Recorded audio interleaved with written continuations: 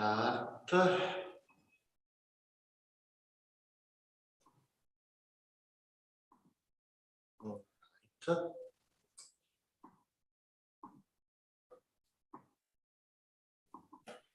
So, good morning, everybody. Nice to be back after the Easter break. It's a pleasure to have Prof Sanderson this morning talking us about creating a conversational search system. Mark is one of the leading scientists worldwide in information retrieval. He is a full professor of information retrieval at RMIT University, where he heads the information retrieval group. And Mark was the first researcher showing the value of snippets. You know, those components you have in the search result list in Google. And he was the general chair of ACM CIKM in 2004, and this is chair of ACM CIKM in 2009 and 2012. For you guys, CIKM is our premier conference in the field worldwide. And Mark is also a visiting professor at NII Tokyo. I'm really happy that Mark accepted to give this talk today to us, and it's also a very good opportunity for you to listen also to a little bit of proper English and proper pronunciation. So, please. Thanks very much. Proper English. Gosh. Okay. So now I'm under pressure. I'll tell you actually, Nicola. I was I did English at school. I did English at school, of course, and in the senior exam. I'm speaking to you actually from Scotland. I'm just visiting my mother because I haven't seen her for a couple of years because of the pandemic. And so the Scottish, the Scottish school system has something called a higher, which is the sort of the advanced exam for various subjects. And I did exams in physics and chemistry and mathematics, and I also did one in English. And actually, I failed my English, which my wife loves to remind me of. The school then actually put in for an appeal, and apparently they've managed to find a couple of marks, and so I got about 51% in the end, which meant I was allowed to go to university. I don't know about proper English, but maybe a BBC accent I can promise you, but that's about it. So look, I'm going to talk about creating conversational search.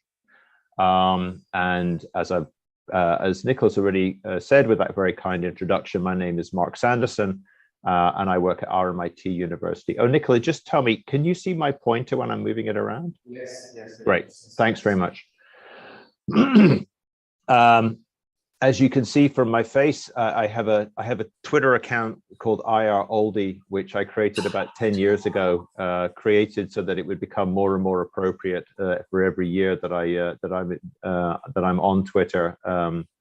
I've also got a website as well, if you're interested in tracking down any of these papers I'm going to be talking about today. I put this slide up. I gave a version of this talk for Clay last year. Nicola kindly invited me to a keynote at the Clay conference last year, and I put this picture up because this is what the coastline near Melbourne looks like. I'm sort of a bit of an obsessive with taking pictures, so I was out in St Andrews a couple of nights ago, and this is what my bit of Scotland looks like. So I grew up in this town. This is sort of the beaches and the sort of the shore around, and there's this beautiful sort of ruined cathedral. And whereas in Australia there's lovely strong colors, in Scotland the colors are a little more muted at this time of year anyway. All right, so what am I going to talk about? So I'm going to play you a couple of videos which I've played a million times before. Apologies to anyone who's seen these before. I'm just going to turn the volume off on this one actually. But I used to work at a library school at the University of Sheffield, and they found this video that was made at Sheffield University. Sorry, at the Central Library in Sheffield, back, I guess, in the 1950s, maybe 1960s. And it was all about what libraries are like. And what I found quite fascinating is that, you know, when I used to go to the local library here in Scotland, it was a place where I got books out, and that's really all I thought about it as. But watching this video, I came to realize that there's a lot more to it than just sort of traditional card catalogs and racks of books. These libraries offered a much wider range of services.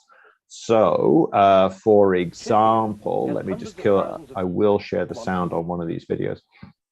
So, for example, in this little section of the video, they show examples of people, once the video sorts itself out, they show some examples of people. Oh, there was something about maps, but there was also a student could ask a librarian to maybe research a topic. The librarian would pull out a bunch of books for that person.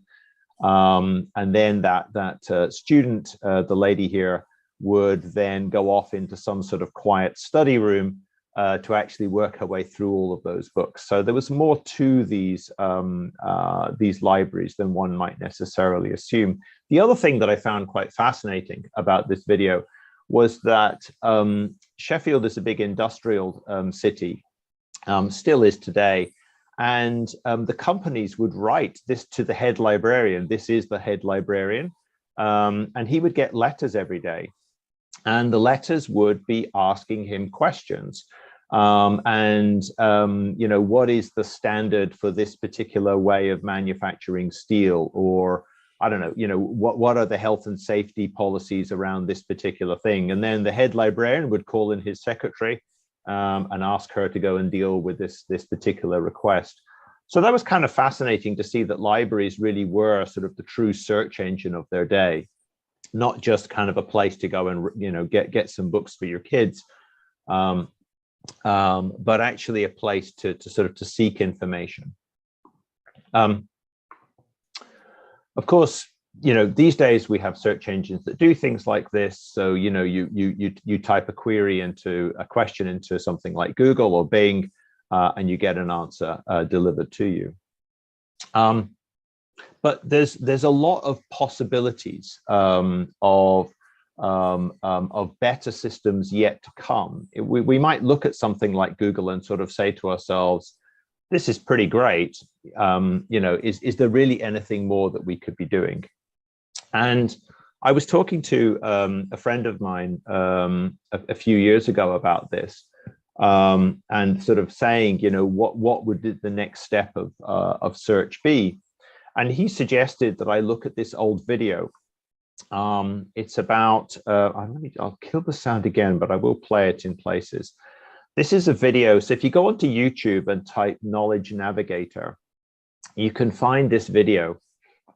And it's a sort of a thought piece done by Apple in 1987. So what's 1987? Good Lord, that's 35 years ago.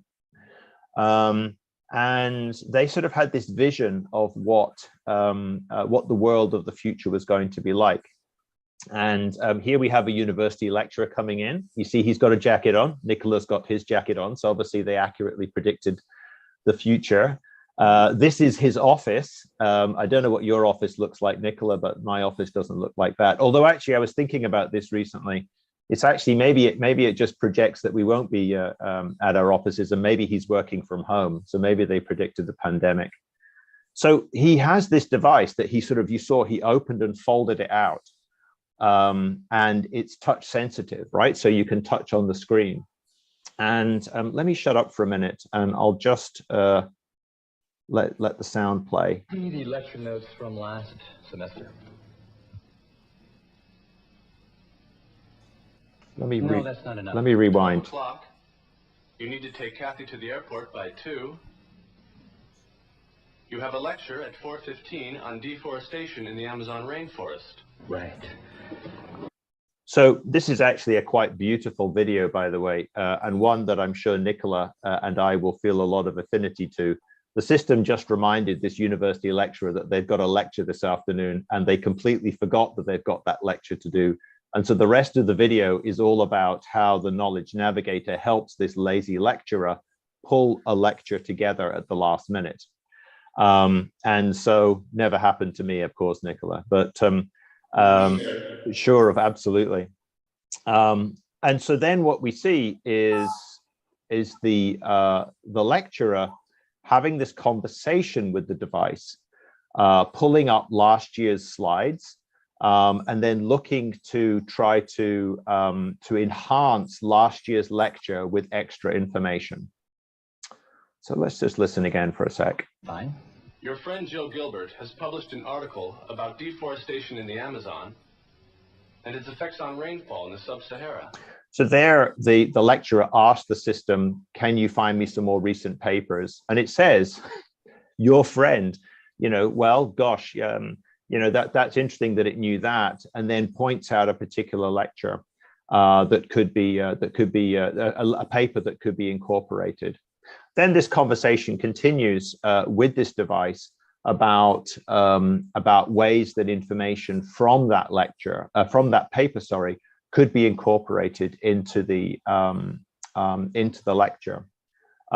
Ultimately, the device actually helps the lecturer connect. So there's a bit of extraction of data from the paper. So some data from the paper is extracted, and some analytics is done on that data. And then there's some sort of transformation of the data that then sort of placed onto a map or something. The lecturer is not completely happy about this, in thinking that this may not be sort of the most amount of information. So then he calls the lecturer up, I think a little further on, calls the lecturer up, the person who wrote this paper, and sort of says, you know, I'm in a bind. I need to get this lecture ready for 4 o'clock this afternoon. Can you help me? And she sort of kind of then provides him with some extra data, which he then incorporates into the lecture, and the lazy university academic gets away with it once again. It's an absolutely brilliant video, and really, you know, quite forward thinking in many ways. There's some things it didn't quite get right. You know, it's got this bow tie wearing version of Siri or Google Home, and we don't seem to feel any necessity to see a human being speaking to us when we're having a conversation with our system. It's using the very early Mac interface, which the Mac interface doesn't look quite the same. But it is quite a device. No keyboard, no mouse. It's got a camera built into it. I mean, it's this gigantic thing here. So obviously cameras are way smaller than we expected.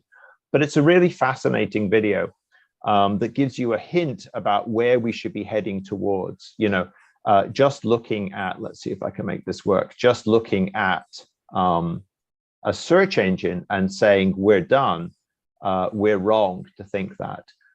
Something like this Knowledge Navigator is a really sort of interesting vision of where the future lies. And really at the core of this vision from this video is the idea of conversational search. Now, I'm not going to tell you that we've solved conversational search at RMIT. We're a million miles away from that. And whether I get to see conversational search during my academic career, I'm really not very sure, because in order to achieve what we saw with the Knowledge Navigator, there's an awful lot of things that are necessary. Some of those things we've achieved. I mean, in 1987, I can tell you that speech recognition was total garbage.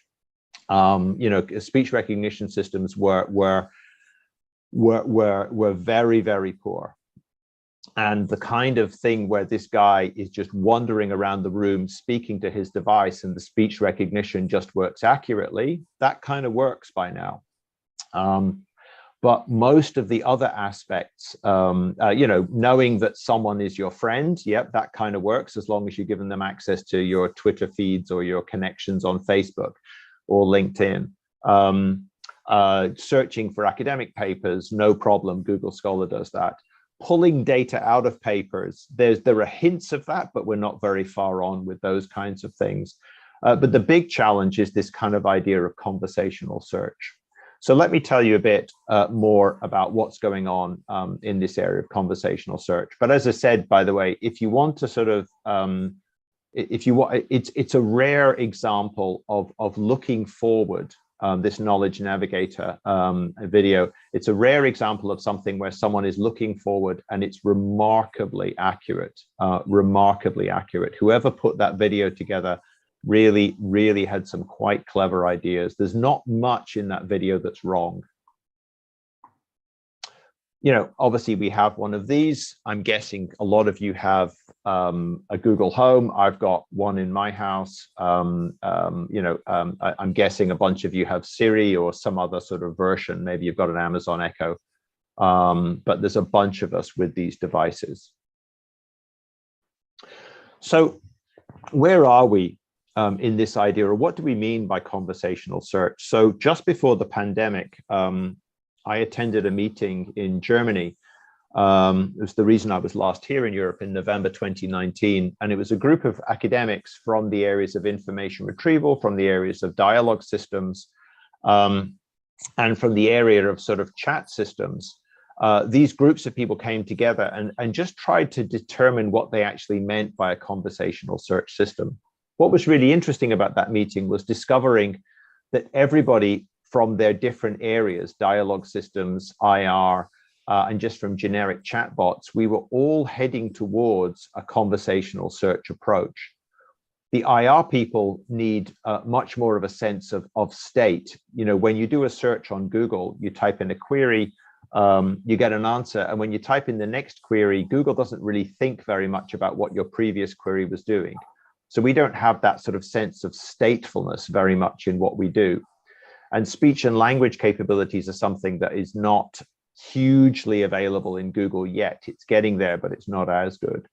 Dialogue systems have lots of concepts of statefulness, but they have lots of problems in flexibility. And so that's why they need to sort of bring about IR capabilities. Chatbots are great. They have, they're sort of things you can chat to, but they need to be able to grow up from sort of working on sort of just general chit chat to actually doing something where you can actually do some work. So we sort of drew up this diagram just to sort of say what were the roots for these different fields to come together to create a conversational search system.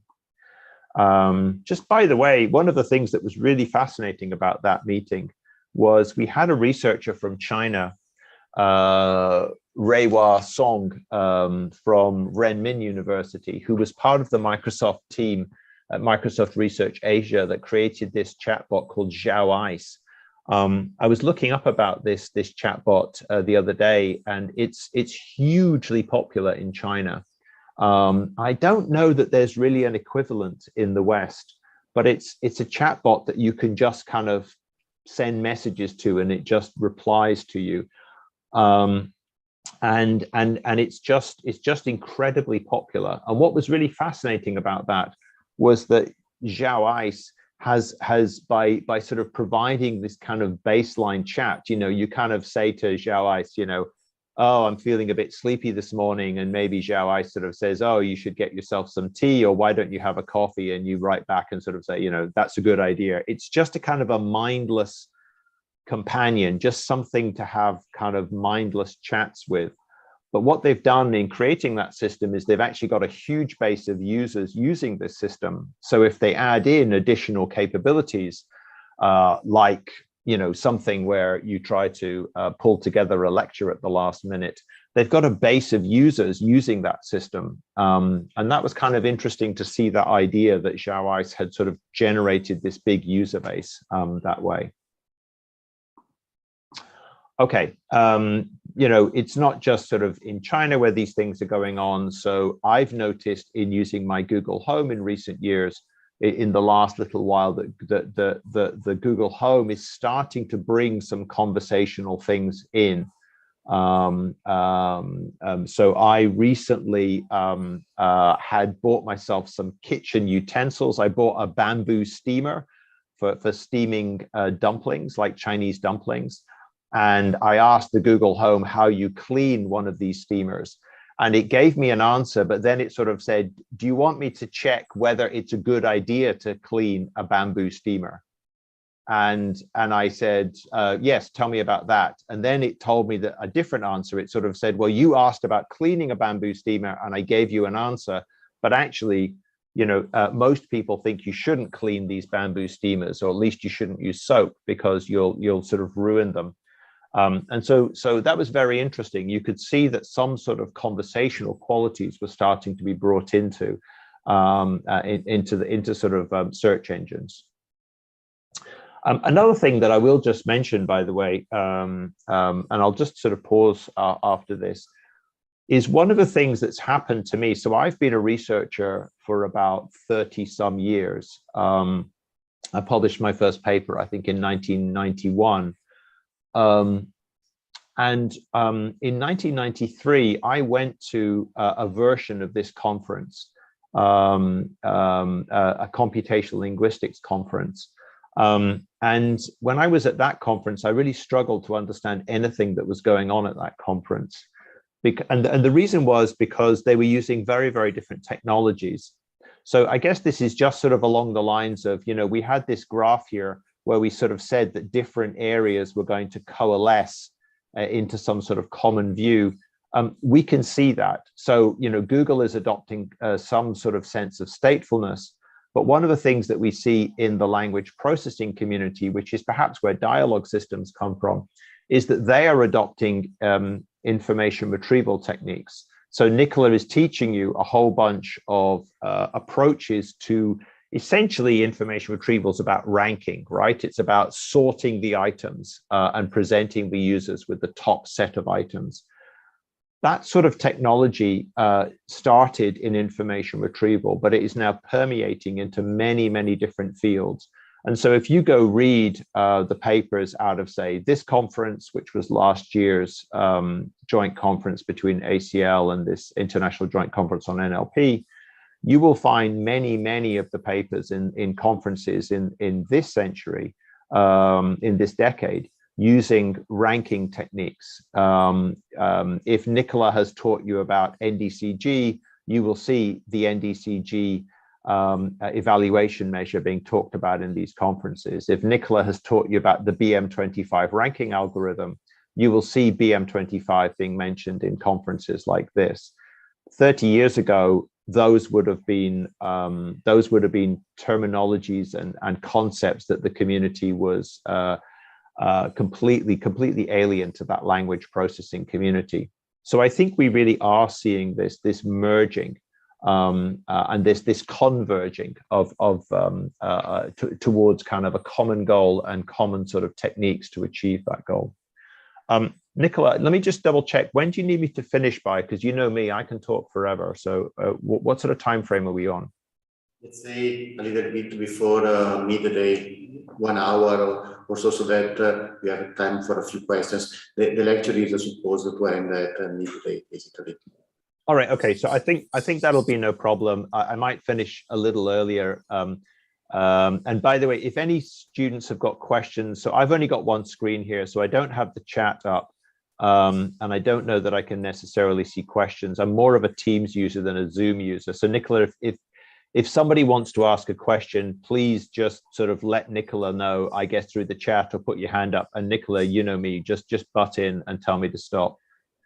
So there's plenty of time for people to ask questions if they want. I will run out of slides before we get to midday. Okay. So what am I going to do today? So what I'm going to do is I'm going to talk up some students that I've had the pleasure of working with. I'm not going to show you how to create a conversational search system. Nobody knows how to do that yet. But what I am going to do is I'm going to show you some research that we've been doing at RMIT and what some of my students have been doing to look at different aspects of conversational search.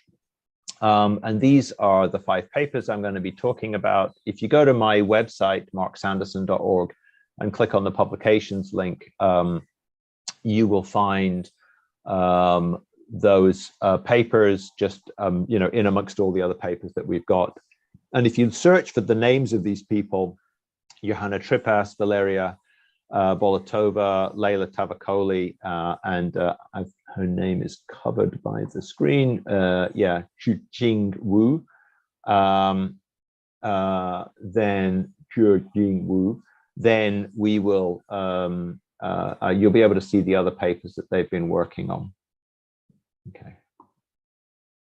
So the first paper I'm going to talk about is one of Johanna's papers. So Johanna was a PhD student at RMIT. She was a research fellow at the University of Melbourne, and we're very excited that in the last month, she's rejoined us at RMIT as a research fellow to work more on the area of conversational search. Johanna did some of the really early fundamental work on user interaction and conversational search. And she set up a really nice experiment as part of her PhD. She got pairs of people. She recruited pairs of people, and she kind of said to herself, well, since we don't have a conversational search system that exists, why don't we pretend that a conversational search system exists? Or why don't we imagine what a conversational search system might look like? So she created a setup for an experiment where she got two people that she recruited in. She had someone whose job was to be a seeker, and they were given information needs, and they were asked to pursue that information need. And that person would sit in a room, and in the same room would be an intermediary. And this was someone who was sitting at a computer using a search engine. The people couldn't see each other, but they could speak to each other. And I think she set up a screen or something so that you came into the room, you could talk to the person very easily, but you couldn't see, the seeker couldn't see the intermediary's screen. The seeker couldn't give anything to the intermediary couldn't give printouts to the seeker. All they could do was converse. So Johanna was very interested in sort of looking at this idea of sort of conversational search, which was search done purely through audio. And so she ran a series of experiments where she got groups of these pairs of people, so multiple pairs of people, to work together on particular information-seeking activities. She sat there in the room observing what was going on. She recorded everything, and then she reflected on this as part of her PhD.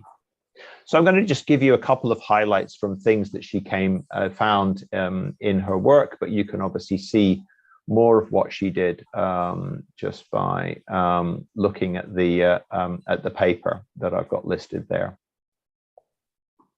So one of the things that she realized was that when people have a conversation with another human, they don't sort of conform to that sort of search engine standard, which is you just ask for one thing. You know, whenever you use a search engine, you only ask the search engine to tell you one thing. You sort of say, what is the capital of Australia? That's all you say. You don't sort of say, what's the capital of Australia and how big is it?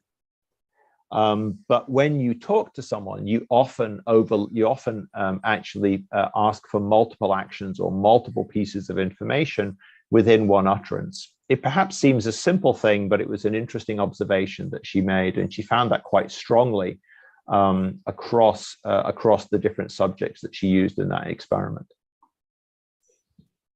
She also found that the seeker, once the seeker realized that the intermediary had a brain, had some agency, there was a kind of offloading. So the seeker would sort of offload the job of making certain decisions to the intermediary. And there was certainly things like that going on in that Knowledge Navigator video, where you could see that the lazy lecturer was sort of getting the system to make some decisions for them. So things like rewriting queries, requesting feedback, the way that results were presented. There was a whole bunch of things in the way that the seeker was kind of expecting the intermediary to just share a little bit of the load in that interaction. And indeed, there was some actual explicit requests from the seeker to make particular decisions.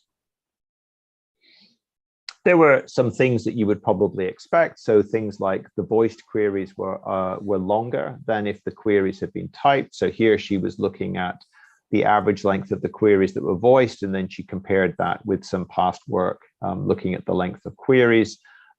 We see that work repeated. We see that result in a number of publications. I recently came across a paper from Ryan White and his team at Microsoft Research from, I think, 2015, talking about the length of queries growing.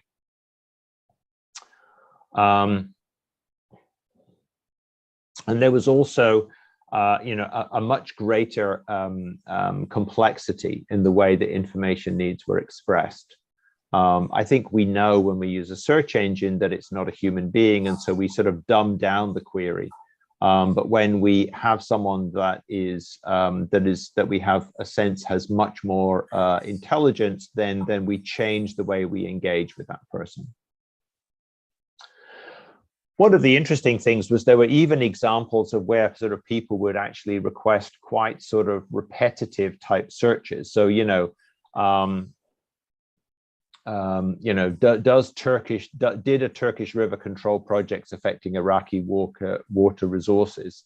So that's kind of saying, go look at all of the Turkish river control projects that relate to rivers that are close to the Iraqi-Turkey border, and then ask yourself whether any of those projects affect Iraqi water resources. So that's really quite a complex query. And so if you can build some sort of ideal conversational searching system, these are the kinds of things that seekers would ideally like from that system.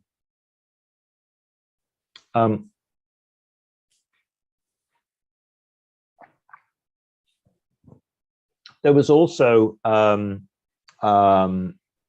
the use of intermediaries could also summarize things. So there was an interaction between the seekers and the intermediaries, where the intermediary was presented with this graph. So the intermediary had been asked to find out what the population of Sydney, the big city in Australia, was, and what they were presented with was this graph. And then what the intermediary had to do was to summarize this information and then pass that information back to the seeker. So maybe they sort of say, well, the population is about 4 million.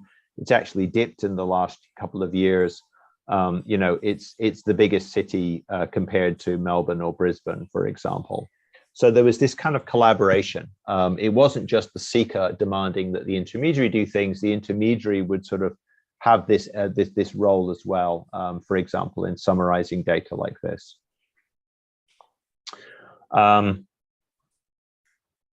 This data set, she's actually done all of this work, and she's collated all of this work and created a data set. The other thing that was very nice, so this data set can be downloaded from this URL. I must confess, I was the lazy lecturer today. So this is a talk that I put together last year. I haven't checked if that link works. I'll just click on it now and see whether it does work. I've just broken the screen. It does work. Okay, so that link does work. So that's good to know. Let me just make sure that I share that screen again. Go back to the slideshow. Do it. She also actually collaborated with some researchers at Microsoft. They had actually done a very similar kind of experiment to her. And she went up to Microsoft in Canberra and collaborated with the researchers there on their data set. And so her thesis talks about the data set that she generated, but also this Microsoft data set. And what was kind of nice about that work was she discovered that the Microsoft results and her results had quite a lot of overlap, which, just gave her work a little bit more validity. Okay. So let me move on to another student of mine who is Leila Tavakoli. So Leila decided to take a different approach to understanding conversations. And what she did was she mined conversations from Stack Exchange. So I'm guessing you all know what Stack Exchange is. And she looked at a particular set of subsets of Stack Exchange. So, you know, as you know from, I don't know if you actually actively ask questions on Stack Exchange. I certainly go and search the questions in Stack Exchange just to go and find answers, particularly programming problems for me. I find this thing incredibly useful.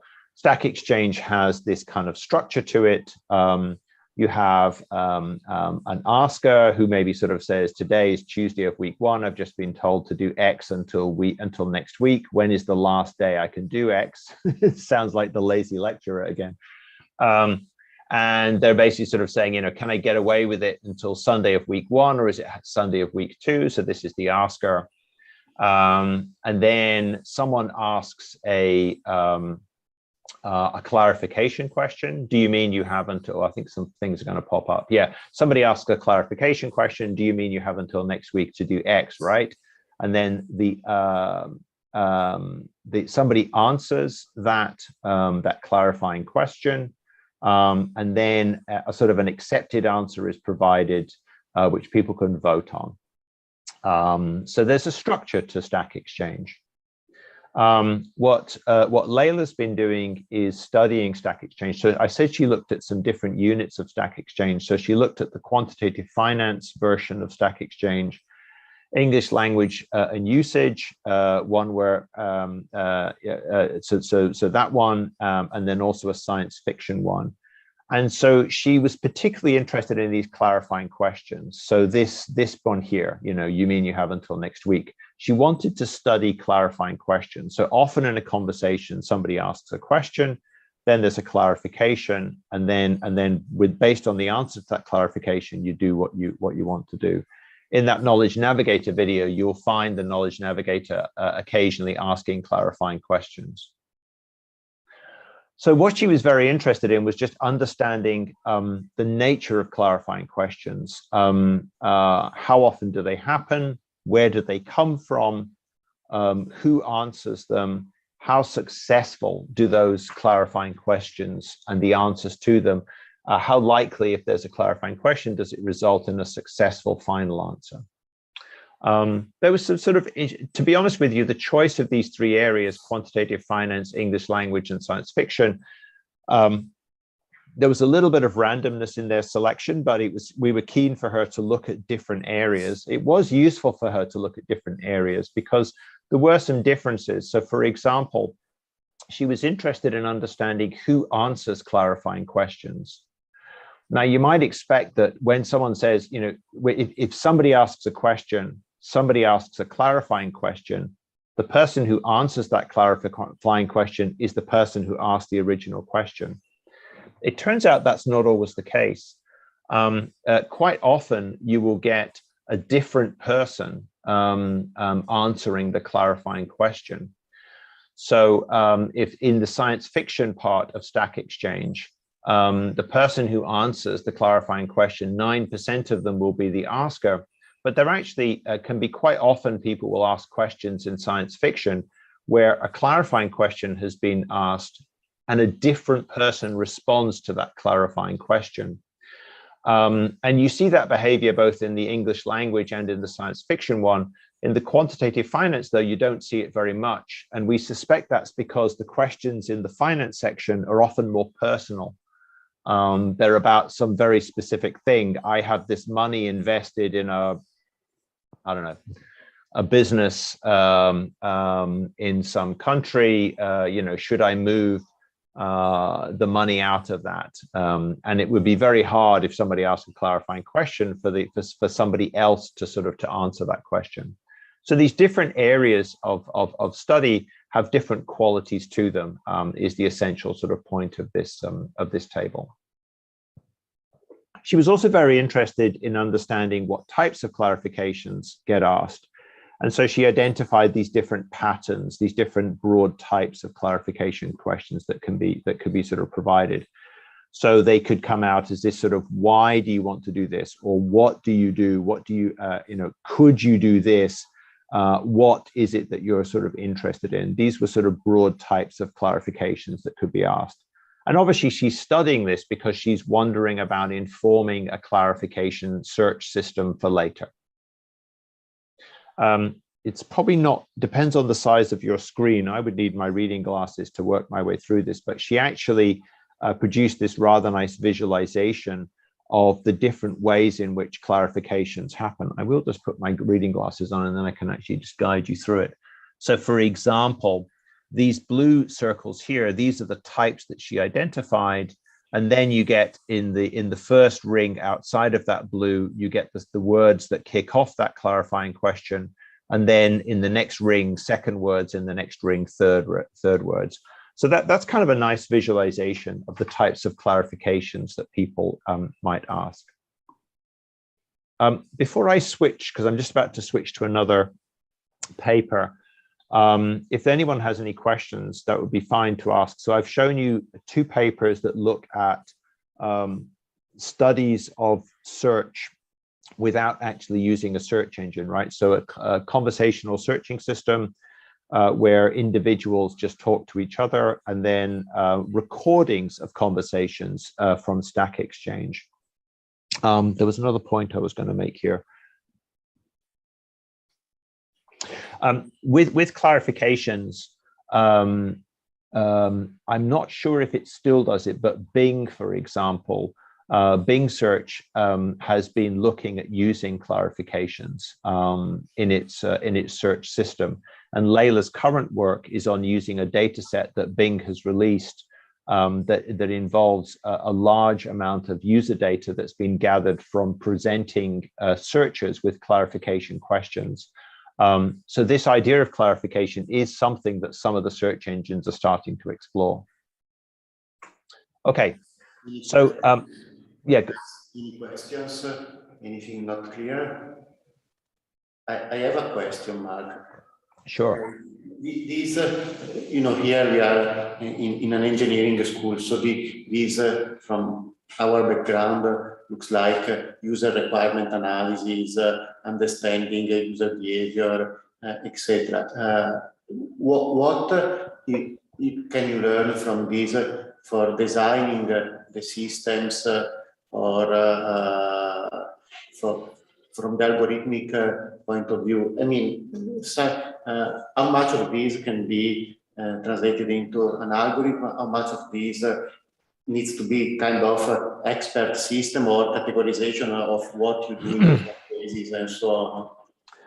Look, so that's a great question. And thank you. And look, and thank you for pointing out the audience is slightly different. So look, a couple of things I'll say to you about that.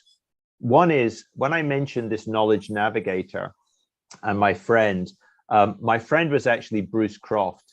And so Bruce is arguably the #1 researcher in information retrieval, you know, arguably one of the best researchers in our field ever, certainly amongst the very top tier of sort of, you know, but one of the best 3 or 4 people. And I have been astonished at the way that Bruce has anticipated the way that the world is going. So I worked for him in the late 90s, and I could see hints of what he was of in the 90s, him talking about things around conversational search. And I asked him about this once, and I said, well, you know, how did you know about these? How did you know that this was coming? And he said, well, I watched Star Trek when I was a kid, and Captain Kirk always talks to his computer. And I always thought to myself, that's what we have to build. So really smart people like Bruce have been chasing after this goal his entire career. And so every time he sees a technological advance, he pushes to try and create something that's a bit like what Captain Kirk did in those 1960s Star Trek shows. I'm assuming that you lot know about Star Trek or know about Star Trek from the 1960s. Maybe I'm making presumptions there. But basically, things like the Knowledge Navigator, these thought experiments were actually helping Bruce inform his entire research agenda. So I think there's an advantage in looking at these pretend experiments just to sort of give yourself an idea of where the ideal is. It's not good enough to have a search box. It's not good enough to have the top 10 results. We're actually trying to create something that replicates a much richer experience. And so having that vision is a good idea. So that would be why I would look at something like Johanna's work as being really informative. In terms of the other thing I would say is, I think just by, if you don't study humans, you're going to create a system that's not very good. Our field of computing has got, the reason computing has got so good, the reason this thing is so amazing is because it's engineers collaborating with user interaction and user requirements analysis people to create this sort of incredible device. You've all got one of these, and one of the things I'm pretty confident I can tell you about this thing is when you bought it, it didn't come with a manual. And that's a quite astonishing statement. You think about the complexity and sophistication of this device, all the things it can do, and it didn't come with a manual. And believe me, software in the 1980s and 1990s came with very thick manuals. And that was because the people who created those things had to train people on how to use them. So this kind of user requirements analysis, the kind of stuff that inputted into these sorts of devices, means that you don't need a manual for them. And so that's really the reason for doing this kind of work. It's very important to understand your users and understand the variations and differences in these systems. So this kind of work is very valuable. I know it's not something that everybody wants to do. If you love programming, God bless you, go away and program. But get yourself involved in a team with people who enjoy doing this kind of work, because because when you work together in a team, you'll create beautiful stuff. So yeah, anyway, very long answer to your very good question, Nicola. Yeah, but this is a very important point, especially because we are in a school of engineering. I mean, I started to stress the existence of human beings out there already in the first database course, because we are not doing our technology for the sake of having fun with cool stuff or programming or deep learning or whatever, but because we have stakeholders, users, and we need to design them for the technology for them, basically. I mean, don't get me wrong. If you guys are all dedicated engineers, if you love writing code and you can create efficient, fast, beautiful code that doesn't crash, you are an invaluable person, because as much as you want to create a device like this that is usable, you also want it to run incredibly fast. You want to make sure that it doesn't use up very much of the battery, right? You want to make sure it doesn't use up too much storage. And all of that requires your coding skills. So a usable device is something that doesn't run the battery down, that runs blindingly fast, but is also works for the tasks that people need done. And so it's that team that will create beautiful objects. So yeah, okay. Let me tell you about some other user-related things that one can also do in this area. And I'll make sure I get done. So one of the other things that we quite enjoyed. So one of the things that we quite enjoy doing down at RMIT is work with eye trackers. So eye trackers are these devices. They've been around for quite a long time, but they tell you where your eyeballs are looking on a screen. Traditionally, eye trackers only worked on sort of a desktop device or a laptop like this. You can actually now get eye trackers that work on phones. They basically look at your pupils, and a camera basically looks at your pupils and works out where your pupils are looking, and then they do some maths and translate where your pupil is looking to then translate it to a particular point somewhere on the screen. There was some early work done by Google using eye trackers. This probably dates back to, gosh, could be 20 years old, this work. So this is an old Google search result page. It was sometimes known as the Google Golden Triangle. It was this idea that most of the eyeballs fall on the first, second, or third result, and maybe in the old days when the adverts were over here, they might fall on the adverts over here. Eye tracking has changed. It's become a bit more sophisticated. The way that people interacted with Google 20 years ago has changed, so people interact in a slightly different way now. They tend to sort of look further in sort of, they often scroll down a bit more often, most likely because scrolling is so easy on these devices compared to the old computers. But eye trackers are really useful things to have. And some really fundamental research was done by a guy called Thorsten Johans, published it, I think, in 2005 on eye trackers and search. And in fact, he used eye tracker data to inform a machine learning algorithm. Very, very nice piece of work. So combining eye tracking work with machine learning. So he could sort of look at the way that people behaved on a search result page, and he could infer certain things, which then fed into a learning algorithm that got him better results for a search, for I think it was query reformulation system. So a really nice example of harmonizing user work with algorithm work. So there's been lots of eye tracking work, but surprisingly enough, so different ways that people scan eye tracking. Surprisingly enough, there hasn't been very much published work on the way that people's eyes interact with a search result page when it has an answer at the top. And so we worked with this student, Jing, I think is how you pronounce her name, I think. And she is from Tsinghua University in Beijing. She came down to visit us just before the pandemic. And she used one of our eye trackers to study how people interact with a search result. So like a standard search result, and how they interact with a search result when it has an answer. And then she was very interested in experimenting with a different kind of answer. So this was a sort of a carousel, an answer that had a carousel that had 5 different answers, and they would sort of move across as it went.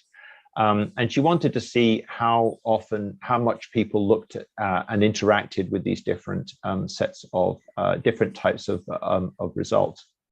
She had different conditions. So if you present an answer in the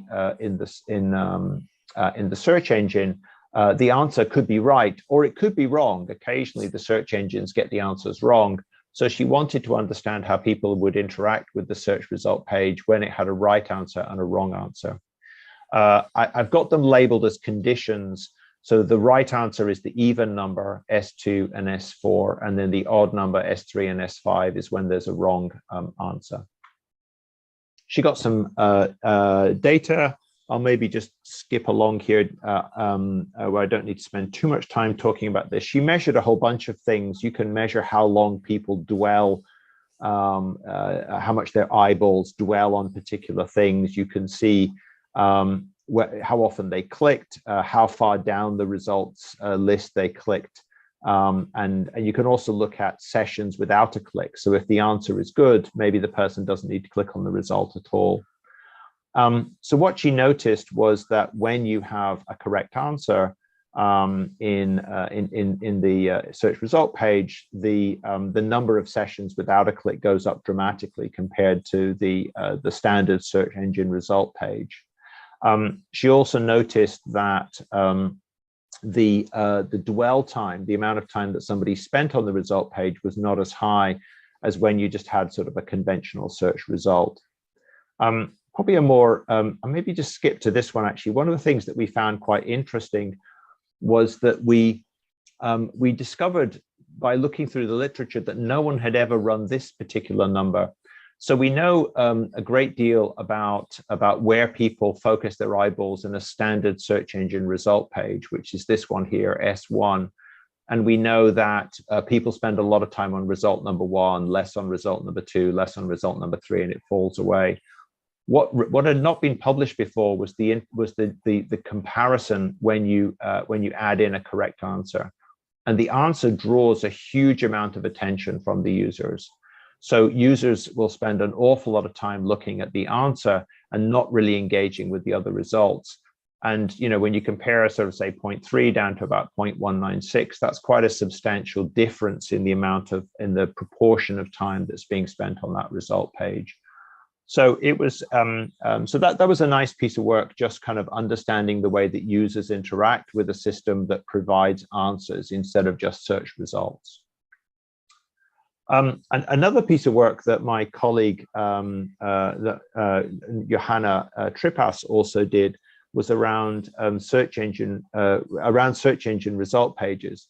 So if I did a search from the UK on Nicola yesterday, and I got this snippet. So when Google presents its results for a query, it presents the title of the person's page. So this is Nicola's homepage. This is the URL for his page. And then there's a little snippet of text that just sort of shows you the piece of the page that relates to the query. So we can see that Nicola Ferro is a full professor in computer science, blah, blah, blah, blah, blah, etc.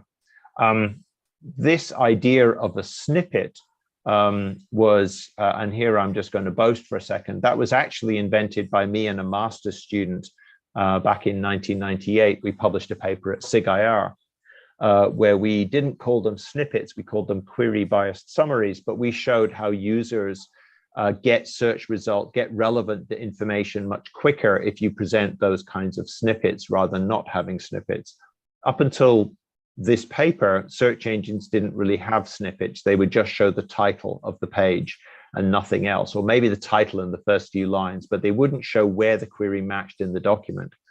It seems crazy to think that they didn't do that, but that's the way that search engines were back then. So that's great. There's a whole bunch of work being done on snippets ever since the paper that I wrote with that master's student all those years ago. What there hasn't been is the same kind of focus on audio snippets. So when you use a system like Google Home or Amazon Echo or Apple Siri, and you ask that thing to do a search for you, I don't know, you might say, which guitarist inspired Queen? The system goes away and finds an answer, but then when it presents that answer, does it emphasize some part of the answer in the same way that you have a bold, when Nicola's name was in bold on that search engine result page? How do you emphasize certain words in an audio way? So this was very exciting. This was work that Johanna did with Google. So Google researchers in Google Zurich approached Johanna and said, we'd like to work with you on this topic. And so she constructed this crowdsourcing experiment with users where she played back an answer and varied the way that that answer was presented. So, you know, you would say to the crowdsource worker, hey, imagine that you're interested in the question, which guitarist inspired Queen, the pop group Queen.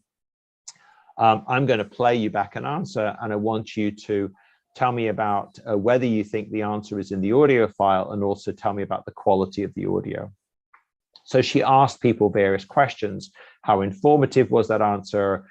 How correct was it? How clear was the language, the elocution? Apparently, Nicola thinks that I have better elocution than he does when it comes to speaking English. I won't attempt to fight him on Italian. And then also questions about interruption and length. They had two speech generation systems. So these were systems that took text and resulted in spoken form. There was one from IBM and one from Google. And they tried different ways of presenting the query. So what's the equivalent in audio of doing Nicola Ferro in bold? You know, back here in the in this snippet, we had Nicola Ferro as a bold piece of text. What's the audio equivalent of bold?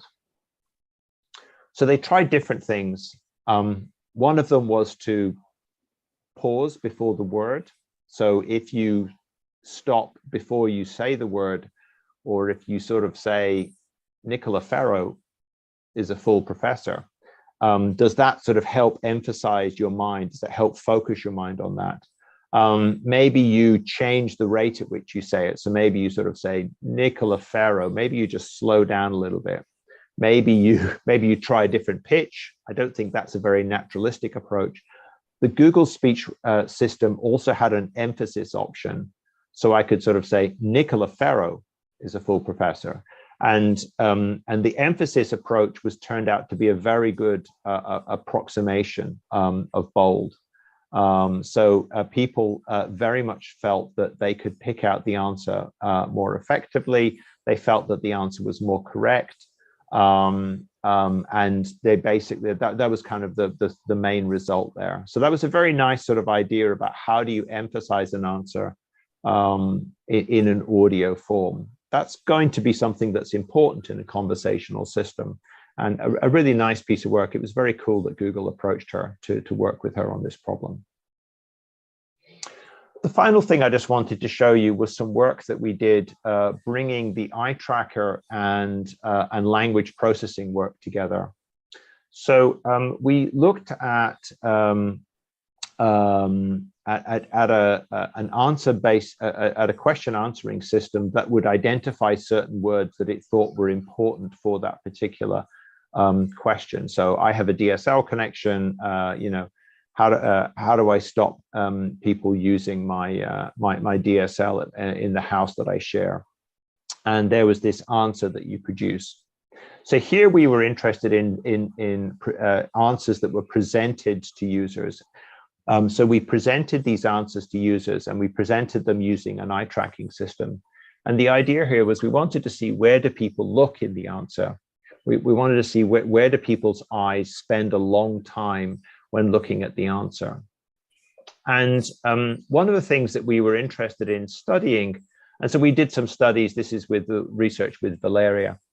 So we did some studying here to try and understand how long people would spend on an answer when the answer was correct, how long would they spend on the answer when the answer was incorrect.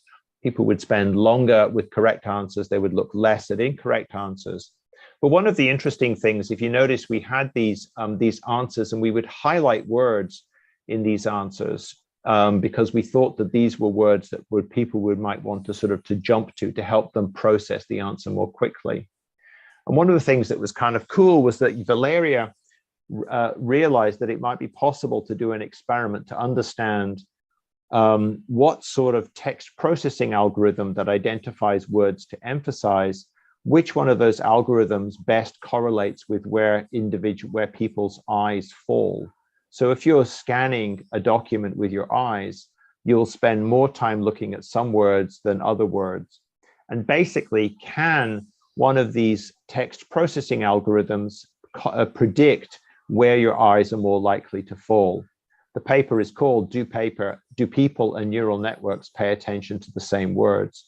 And what was very nice with Valeria's work was she found that, particularly with correct answers, using a BERT language model, and actually and she knows this stuff better than I, some sort of fine-tuned BERT language model where you pick a particular head, which is some piece of the neural network. She found that neural networks could more accurately predict where a user's eyeballs would fall than a more traditional model, say using a TF-IDF, which is a very sort of straightforward frequency-based analysis of text. So that was kind of fun, where she was able to discover that a language model could predict where people would, where would people pay attention to more in answers which bits of an answer would people pay more attention to with their eyes. So that was kind of just a very nice sort of piece of work where you could sort of get a sense that a language model could predict how to emphasize certain parts of an answer over others. Okay, so she also found that the completeness of the answer was just as important as its correctness, and that highlighting of these words allowed people to assess these answers much quicker. Of course, you could tie that highlighting idea in with the audio highlighting that we saw a moment ago, and that might give you a way for a conversational system, particularly an audio conversational system, to be more effective. So that was really all of the things that I wanted to show you. I've shown you 5 papers that were done by my various students. So Johanna's work on the sort of the oracle testing with the pairs of people, Layla's work on the recording of conversations from Stack Exchange, Johanna's second paper on the emphasis, the snippet emphasis in audio, where she was sort of building the audio equivalent of snippets. And then the last two works with eye tracking from Valeria and from Jing on using eye tracking to understand how people interact with the answers from systems. I put this slide up about 9 months ago because I'd recently been feeling when I put this slide together, because when I first put this talk together, because I've been having a really tough time. All the fish in my tank had been dying. I keep an aquarium in my house, and I had not been very successful at looking after them. And I would use a search engine to try and figure out why my fish weren't dying. And I discovered that a search engine was really quite terrible at trying to tell me what was going wrong with my tank. And eventually I went to an expert and had a conversation with them. And it was actually that interaction with the expert where we were able to pinpoint what the problem was. It was a problem with the tap water in my neighborhood, that the tap water sometimes varies. And because of that conversation, because of that interaction, we were able to actually determine what the problem was, and my fish aren't dying. And actually, I was just thinking to myself, looking at this picture, yeah, I can tell you that all three of those fish are still alive. Although actually my kids are looking after the tank right now, so we cross our fingers that they're still alive at the moment. I think there's an awful lot of opportunity in this space around conversational search. One of the other things that we're going to be presenting at SIGIR this year is another sort of related topic, which is, I've talked a lot about the sort of the process from once a question is created all the processes of interaction. But one of the things that's also very interesting is there's a lot of work in information retrieval that sort of says, well, I've got a query, what do I do in order to generate that query? One of the things that isn't thought about very much is what goes on before the query is generated? What goes on before you say that query? What goes on before you type that query? And one of the things that's quite clear from studies that are going on, Nicola's been involved in a paper with one of my colleagues at RMIT, is it turns out that people generate very different questions for exactly the same information need.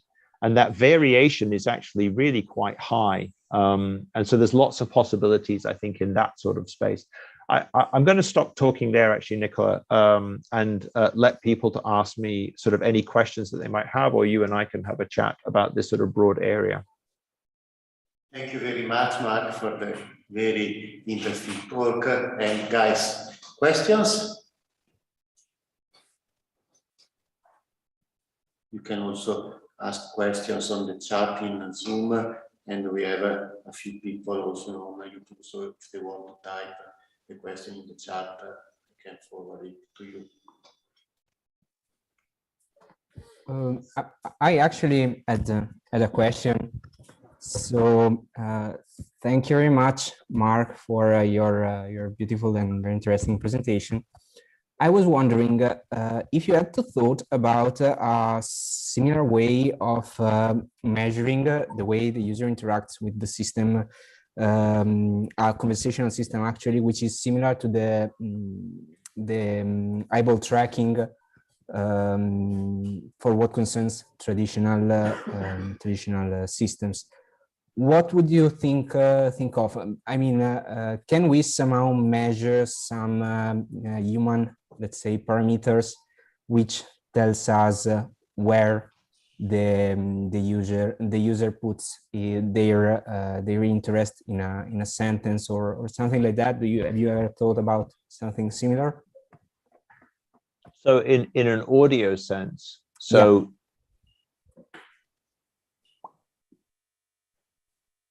That's a really interesting question. It's not something I've thought about, and I'm so glad that I'm here for you to ask me that question. So I guess what you could do, so how do you know that someone's enjoying a conversation with you?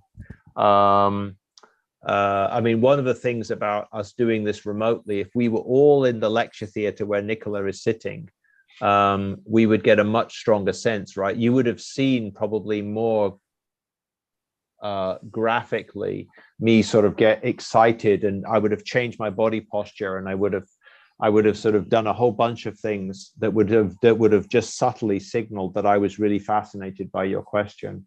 So I think there's probably a lot of visual clues around an enjoyment of a question, or a sort of a way that people engage. So there's probably a lot of things that could be done in that kind of space, I would imagine. Now, whether the way that we interact with each other is going to also happen with the system, I don't know. I don't know. It's certainly my experience with these systems like Google Home is it doesn't have any way of me knowing when I get frustrated, or at least I don't think it has any way of knowing that I'm getting frustrated with the answer. So although you're not really talking necessarily about enjoyment, you're also talking about just where the emphasis is. I mean, it's yeah, you would have to do something like you would have to see whether the person is somehow picking up on the it's something to do with the way that the question that comes back at you relates to what you've just asked. I guess it's something to do with that connection between things. There's nothing as easy as eye tracking, though. It would be a sort of a multimodal kind of thing. You'd have to look at body language, you'd have to look at voice, you'd have to look at the words that are being spoken. It would, yeah, that's a really interesting idea. One of the things that was quite intriguing about when we had that meeting in Germany in November 2019 about conversational systems, there were some people from the world of virtual reality attended that talk, that session, and they were talking about systems that were just in a different league from this, and they were talking about how you wouldn't just see from my shoulders to my head, but you would see my whole body. And they were talking about how critical it was that when you and I are having a conversation, it was critical for us to have it was important to see all of us. And they said it makes an incredible difference to the quality of the conversation. So so maybe, yeah. All right. I don't have a very good answer for you other than just some rambling. The answer quickly, I think, is there isn't an obvious answer. There isn't an obvious technology around eye tracking. I think that's actually an area of research all in itself. Thank you very much. So, Stefano, you have a question? Yeah. Hi, Mark. Thanks for the very interesting talk. I have a question that is actually kind of linked with what Guglielmo asked. So my point is, up to now, as far as I know, we're working with conversational systems that are mainly on text-based information that comes from documents. My point is how much this is enough to get questions and to get a conversation that is both stimulating and relevant for our user if we don't take into consideration, for instance, structured data and also images and audio files, or I mean, more, more in an holistic way, I would say. I mean, that's my question. I mean, how far are we from that point up to now? I think a long way is the short answer. I mean, I mentioned on the slides, and Nicola, I'm guessing I'll share these slides with you or something. Yeah, but there's this this kind of Chinese conversation system. Let me see if I can share my screen. Just load up my screen. Let me see if I can track it down.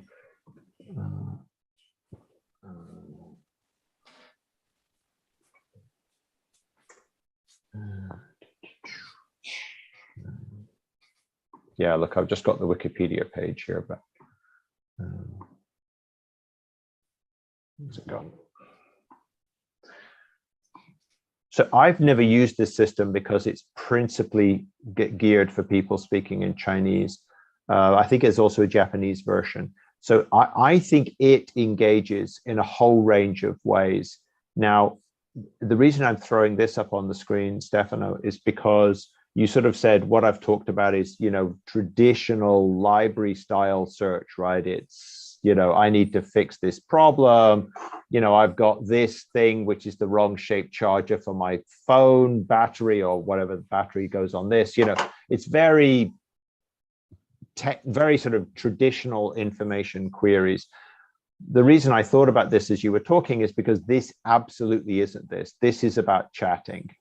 And so people have built systems. And by the way, my understanding is the way it works is, you know, you have a conversation, it takes the text from that conversation, it's got a set of candidate sentences, and it sorts those candidate sentences using a ranking algorithm based on a kind of the input of your sentences up till now, and then it sort of picks the top one and spits it out at you. You know, there is a ranking system going on in this thing.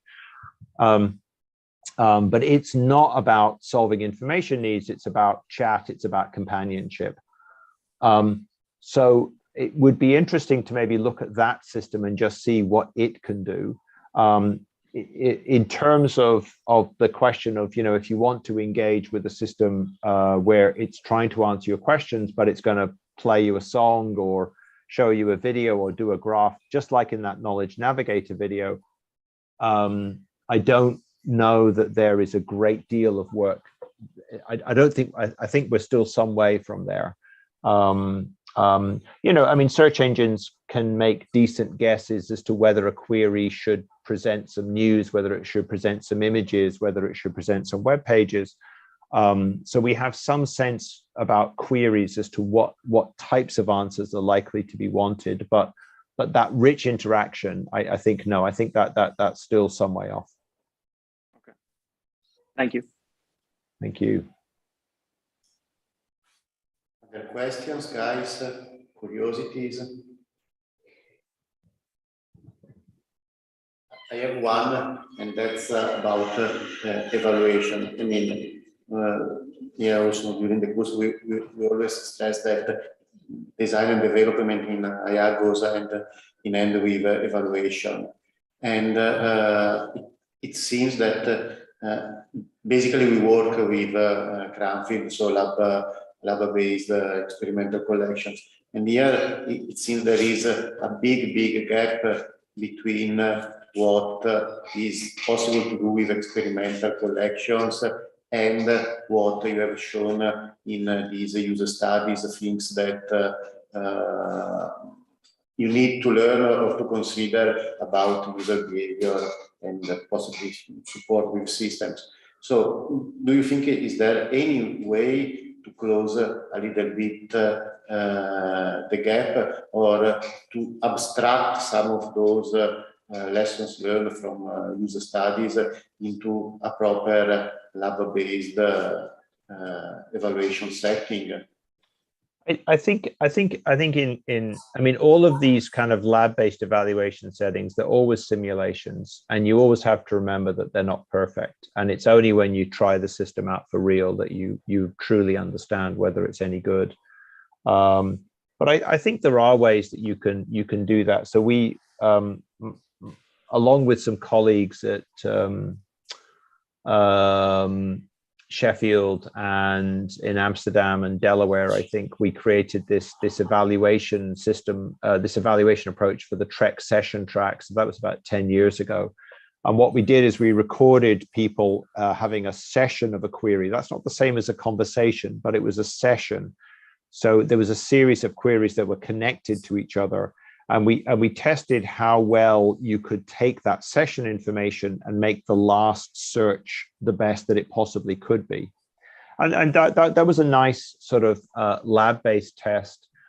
We were able to create this data set, we were able to capture recordings, and then we were able to share that with other researchers, and researchers found that something they wanted to engage with. So I think there are ways of doing lab-based tests with pieces of the conversation.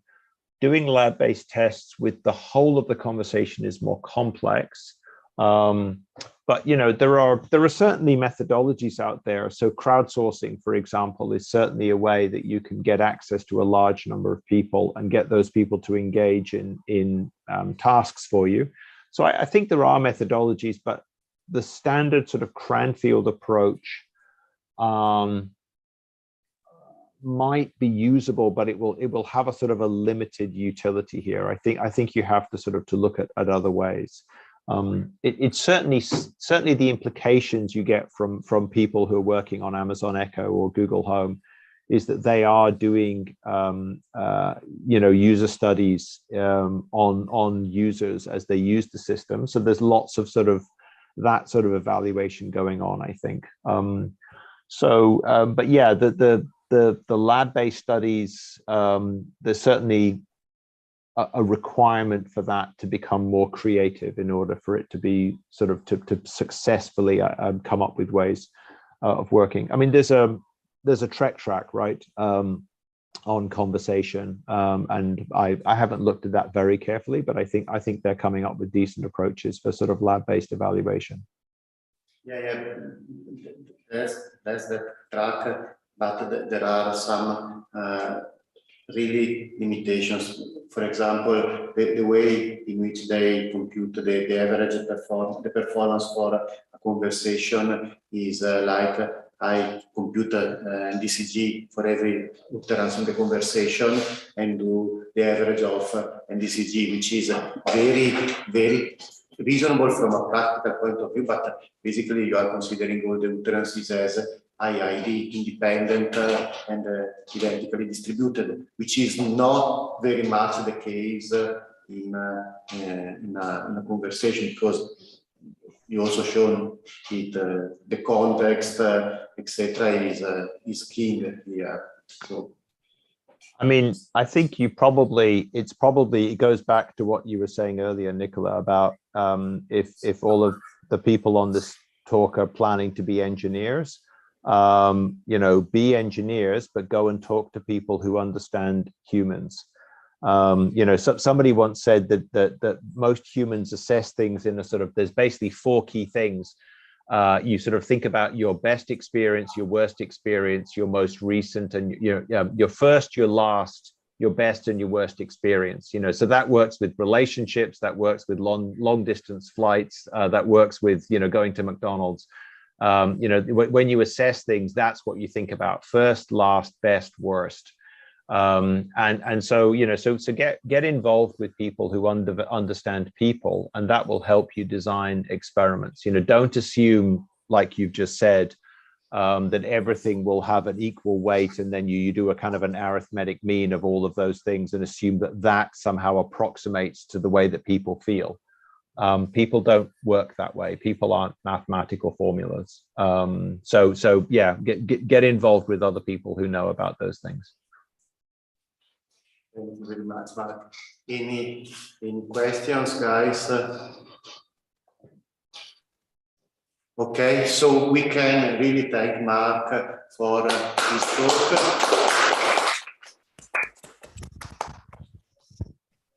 And yes, I wait for your slides so that I can put them on the Moodle site of the course and share them with all the students. Okay, yeah, great. Do you want like PDF or PowerPoint? As you prefer, it's the same for me. Okay, I'll think about how to share those videos as well. I'll sort that out. If you have to share the video, probably is a PowerPoint, because there must be some way to embed the video in a huge PowerPoint file. We'll figure it out. Okay, so we are done with the lecture, and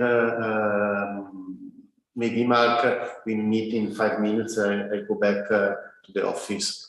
Sounds good. I'll just go make myself a cup of tea. So thank you, Nicola, and really thank you everyone for your questions. It's always great. I've given this talk a couple of times. Forgive me if anyone's seen this talk before, but always the questions are different, and the questions are always fascinating. So thank you. Thank you so much. See you later. Bye-bye.